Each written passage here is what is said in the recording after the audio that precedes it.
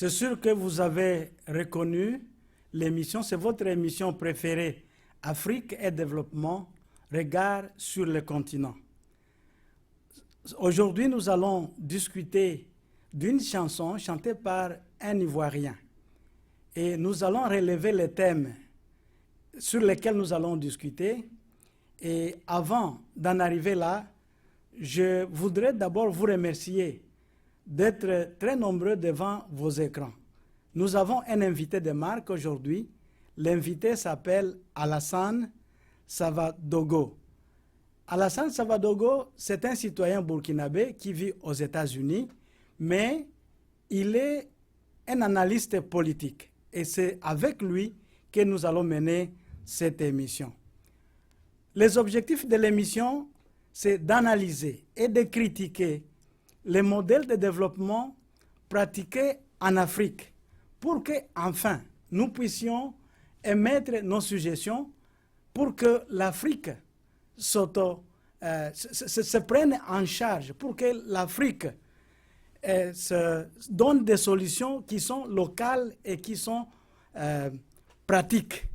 C'est cela les objectifs de notre émission. Et avant d'en arriver là, je voudrais demander à la régie de nous chanter au sud-est de la Côte d'Ivoire. Son père, Dioula de Seguala. Sa mère, Agni Abouasso. Ses grands-parents sont musiciens. Son grand-père est percussionniste et sa grand-mère est chanteuse traditionnelle. Et Soumaoro a un parcours musical. En 1989, quand il est encore au collège, Soumaoro rejoint un groupe musical, les mini-chocs pour une animation urbaine ou encore une ambiance facile. Le groupe anime les manifestations funéraires, les matchs de football, manifestations socio-culturelles, etc. Pour besoin de la cause, Soumaoro devient Soumbil et désormais il sera connu dans le monde par ses noms de scène. En 1992, les Zouglous se déchaînent en Côte d'Ivoire. Ceci lui donne une occasion de créer avec ses amis le groupe appelé les Garagistes, dont il est le chanteur principal. En 1993, Soum rencontre Bloco et Colin, deux vocalistes avec lesquels il crée le groupe Les Salopards, une aventure où il entraîne Debengue, son ami de groupe Les Garagistes. Et Soum, avec son groupe, vont produire beaucoup d'albums. En 1992, Soumbil sort l'album Enfant chéri.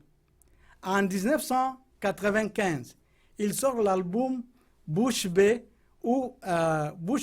qui est devenu très populaire. Avec cet album, il a vendu 200 000 cassettes. C'est un succès jamais égalé dans le pays.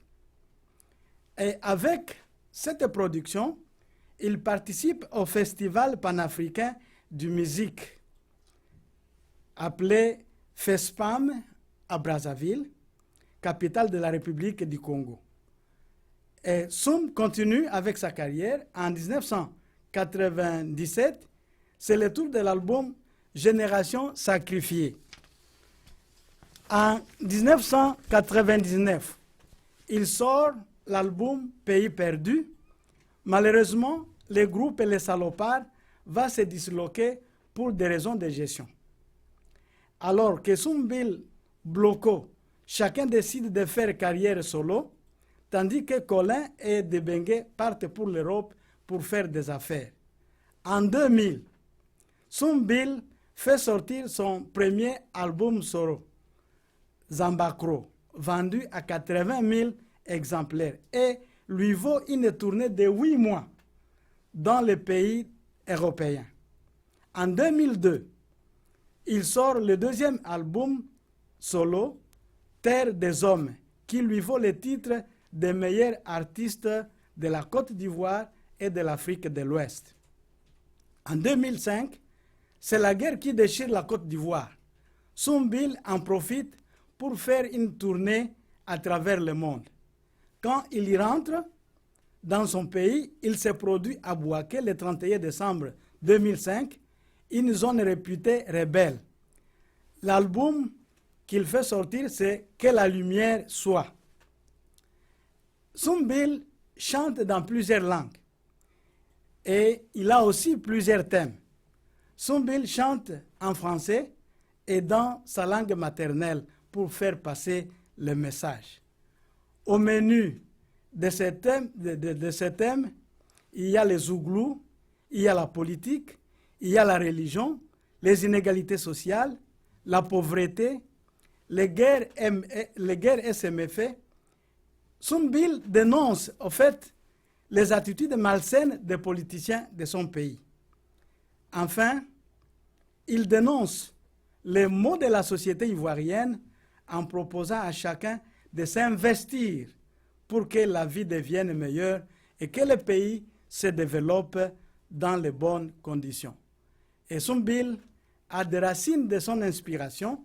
Il s'inspire de la musique mandingue, il s'inspire des makossa camerounaises, il s'inspire de la musique sénégalaise et gambienne et aussi de la musique ivoirienne traditionnelle.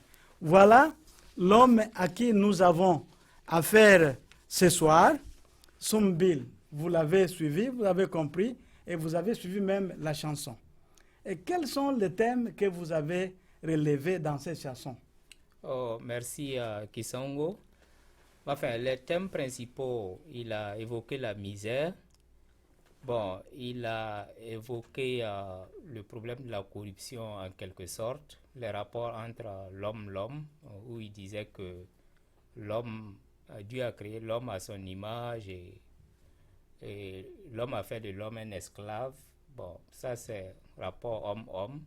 Bon, ensuite il a parlé un peu de la vanité des uns et des autres, où il disait que la course effrénée à l'argent et au matériel est devenue le propre de l'homme dans nos sociétés aujourd'hui. Donc voilà brièvement, résumé grosso modo, les thèmes que j'ai pu retenir de sa chanson. Ok. Soumbil a fait beaucoup de thèmes dans cette chanson et il est difficile vraiment de tout exploiter ce soir. Mais nous allons nous limiter à poser quelques questions sur quelques thèmes. Selon vous, les thèmes qu'il a développés dans cette chanson, comment vous les voyez? Sont-ils vrais? Est-ce que vous avez des exemples pour appuyer les thèmes, ces thèmes? Bon, parlant d'abord de la misère est un élément vraiment flagrant dans nos sociétés, c'est visible. C'est une société où disons, c'est généralement nos sociétés africaines de façon générale, c'est une société où un peu plus de la moitié de la population vit en dessous du seuil de la pauvreté. Et le chômage est un phénomène qui gangrène la société.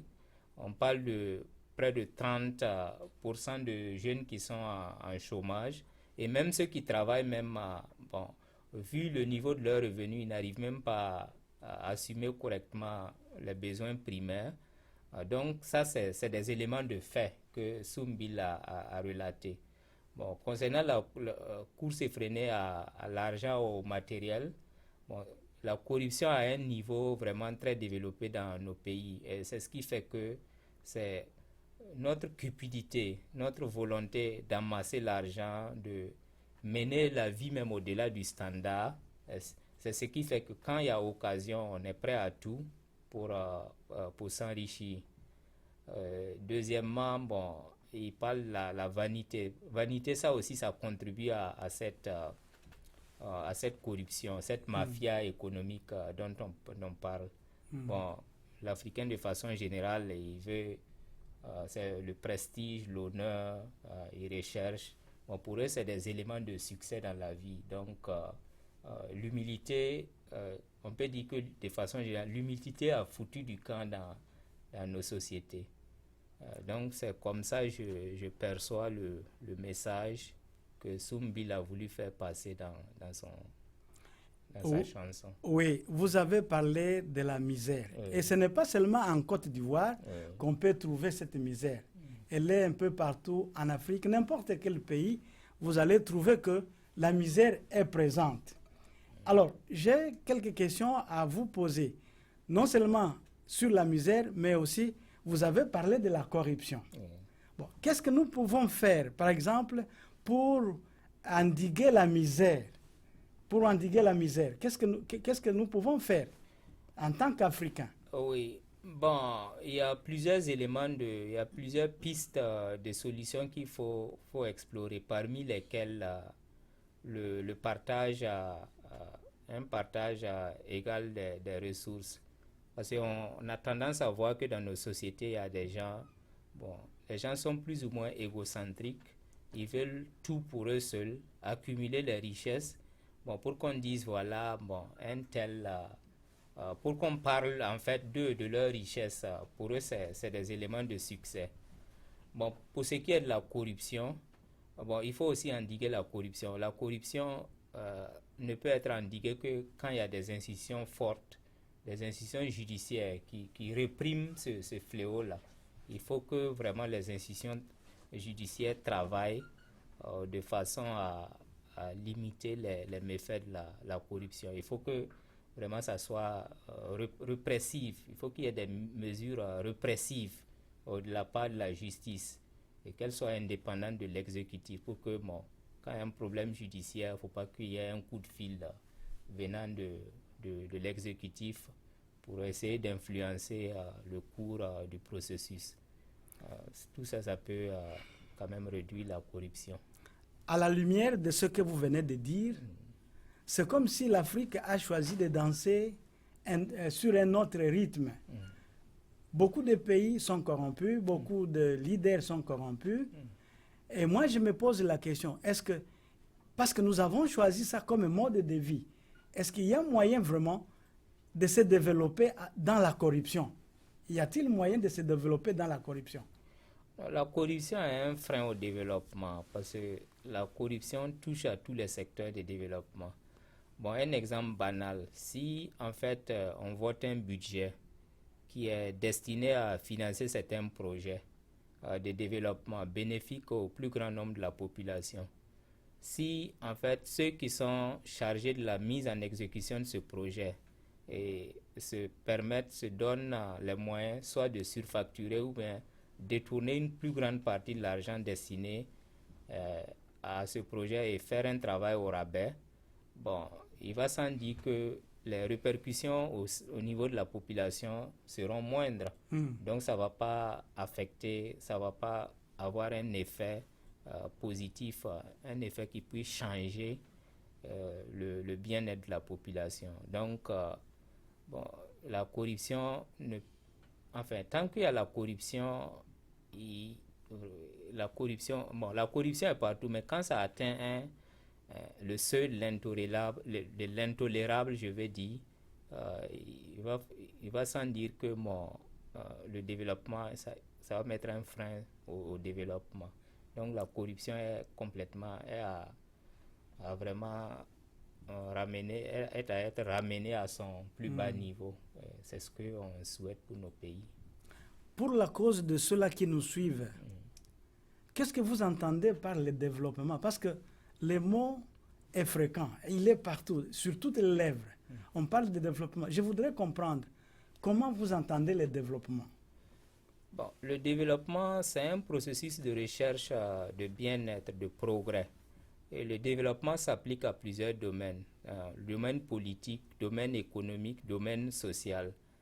Et bon, si on parle du progrès dans le domaine économique et social, ça veut dire que on doit être en mesure de mettre en place un système qui puisse permettre aux hommes d'assurer quand même le minimum, soit se nourrir, se vêtir, se soigner, et au moins ces éléments primaires-là puissent être satisfaits. Bon, c'est en fait ça le développement. Merci beaucoup pour votre réponse. Mais nous continuons avec les questions parce que les gens sont toujours curieux. Ils veulent savoir. nous voyons ici que Soumbil chante en français, il chante aussi dans sa langue maternelle. Et des fois, il combine ces langues, comme nous l'avons dit, pour faire passer les messages. Comment vous trouvez cette façon de faire? Vous parlez de... Soumbil Oui. qui chante tantôt en français, tantôt dans sa langue maternelle, ou tantôt il combine les deux à la fois pour un même message. Comment vous trouvez cette façon de faire? Bon, Parce que oui. Soumbil, il est devenu un artiste international. Oui. Non seulement il chante pour les Ivoiriens, Oui. mais il chante pour l'Afrique et pour le monde. Oui, bon, en fait, c'est bon, ce qui fait, bon, je dirais que c'est peut-être pour avoir une plus grande audience, pour que son message soit entendu par une grande audience. Bon, parce qu'on sait que, bon, en Afrique, il y a des gens qui ne maîtrisent pas la langue française. Donc, bon, des éléments qui sont chantés en français, bon, pourront être reçus ou bien compris par ceux qui comprennent le français. Et bon, sa langue maternelle aussi, bon, ça pourrait, c'est une certaine audience que l'audience peut capter son message et puis bon, peut-être intérioriser et puis bon, faire de ça vraiment un élément important. Bon, qu'ils peuvent même suggérer aux politiques, si je peux dire ainsi. Merci. Dans votre intervention, vous avez aussi parlé d'un autre thème, c'est l'hypocrisie, la vanité. Et vous avez même dit que nous voyons beaucoup de gens en Afrique qui exhibent la vanité, qui exhibent cette hypocrisie. Est-ce que pouvez-vous en dire un peu plus? Bon, la vanité, bon, ça se définit comme quelqu'un, bon, le fait de se montrer, se faire voir, le fait de se faire très important, un homme d'un certain rang social très élevé. Bon, en fait, c'est ça la vanité. Si les gens bon, se lancent dans une course effrénée au matériel, à l'argent, bon, c'est pour se créer un statut où bon, ils peuvent être respectés. Bon, ceux-là qui n'ont pas leurs moyens vont enfin les admirer. C'est en quelque sorte cette idée de vanité, je voulais dire. C'est une maladie. C'est devenu comme une maladie. Est-ce qu'il y a moyen de nous débarrasser de ça? Bon, en fait, je crois que c'est la compréhension de la vie même. J'ai eu à le dire une fois. Bon, les gens confondent, surtout la jeunesse actuelle, on confond succès et célébrité. Bon, les gens pensent que, bon, tant que tu n'as pas des moyens au point où les autres te voient, tu n'as pas réussi dans la vie. Donc, c'est ce qui fait qu'à quelques moments, on perd. Bon, la jeunesse actuelle, du moins, n'a pas le sens de l'humilité. Donc, ils veulent, en tout cas, se faire voir en essayant par le matériel. Mais alors que non, en fait, on peut juste subvenir à ses petits besoins. Quand on arrive à se nourrir, se vêtir, subvenir à ses petits besoins, c'est des éléments, c'est des signes de réussite. Mais c'est ce que la jeunesse n'a pas compris. Et ce qu'il faut comprendre aussi est qu'on ne peut pas réussir aujourd'hui alors qu'il y a une grande partie de la population qui vit dans la misère. Est-ce que vous voyez?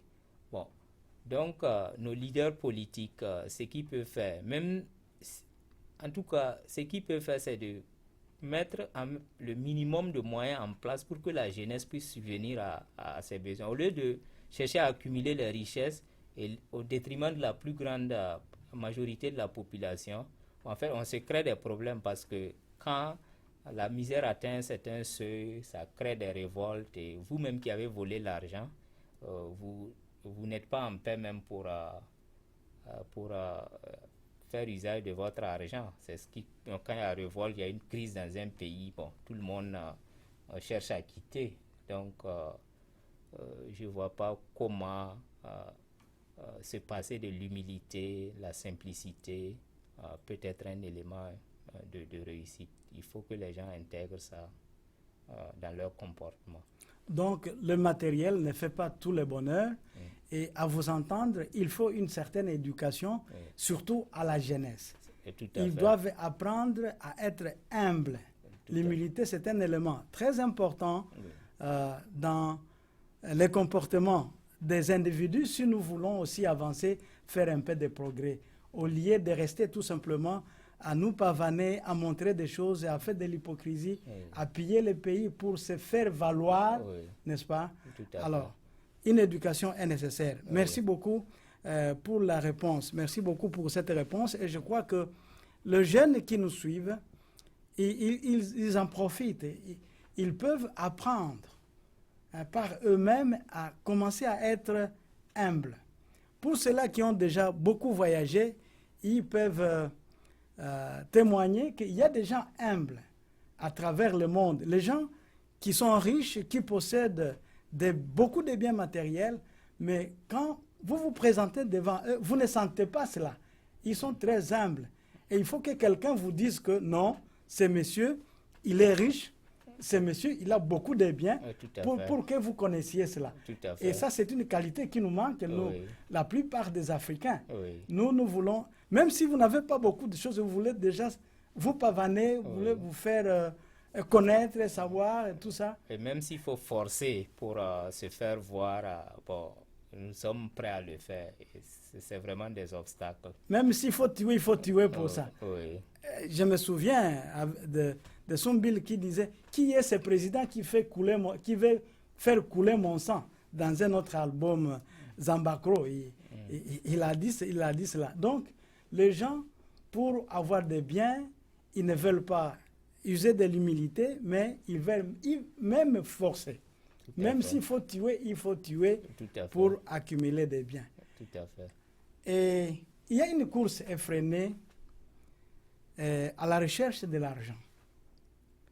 Et souvent, quand nous regardons nos pays africains, vous verrez que ce sont ceux-là qui sont dans les politiques, qui deviennent de plus en plus riches. Les businessmen, les businesswomen, on ne parle pas beaucoup d'eux, n'est-ce pas? Et est-ce que vous pouvez avoir un lien entre cette course effrénée aux richesses et les guerres qui se passent en Afrique? Oui, bon, vous voyez, c'est comme, comme vous l'avez dit, le politique et puis c'est ceux qui sont dans les affaires politiques en même temps qu'ils sont dans les affaires économiques. Donc, il n'y a pas vraiment une séparation. Alors que, bon, dans certains pays où vraiment la démocratie, on a tendance à vouloir qu'il y ait une séparation. Quand tu es en politique, bon, tu ne peux pas vraiment être de plein pied dans les affaires économiques parce qu'il y a une collusion, il y a un conflit d'intérêts. Est-ce que vous voyez? Alors que, bon, dans nos pays, ceux qui viennent au pouvoir, ils ont tendance à avoir une même mise sur les affaires, tous les secteurs clés, tous les business clés de l'économie. Et donc, c'est ce qui fait que, bon, même ceux qui étaient des hommes d'affaires, bon, en fait, leur marge de manœuvre n'est pas aussi grand. Ils sont obligés de se référer, de faire la courbette devant les hommes politiques pour pouvoir avoir leur part de marché. Et à certains moments, ce n'est pas du tout facile. Donc, les hommes politiques, ils s'accaparent de tout au détriment de la population. Et quand la misère devient grandissante, nécessairement, il y a un conflit et puis, bon, ça dégénère à une crise. C'est ce qui fait que très souvent, bon, vous voyez les guerres, les révoltes.